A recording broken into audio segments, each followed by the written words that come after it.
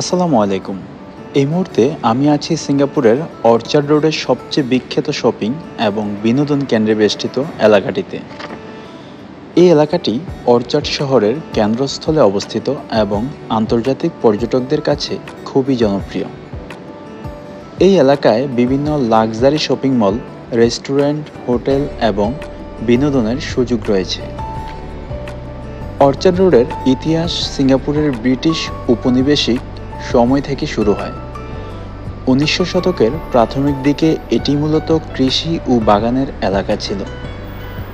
বিশেষত রোডটির নাম এসেছে অর্চার্ড অর্থাৎ ফলের বাগান থেকে, কারণ এখানে মূলত কমলা, পেয়ারা এবং অন্যান্য ফলের বাগান ছিল।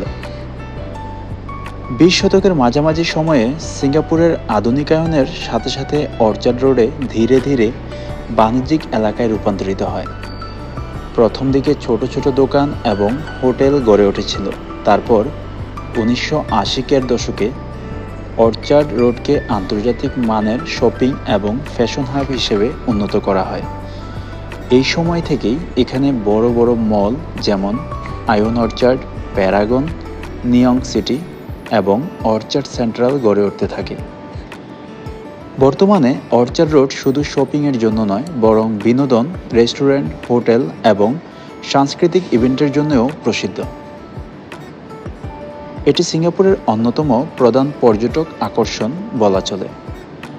প্রতি বছর ক্রিসমাসের সময় এখানে চমৎকার লাইটিং ও ডেকোরেশন করা হয়, যা সিঙ্গাপুরের প্রধান উৎসব হিসেবে বিবেচিত।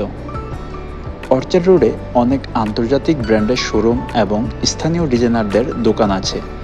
তার মধ্যে উল্লেখযোগ্য কিছু ব্র্যান্ড হচ্ছে Louis Vuitton, Gucci, Chanel, Prada, Hermes, Rolex, Tiffany and company, Zara, H&M, Uniqlo এবং আরও অনেক।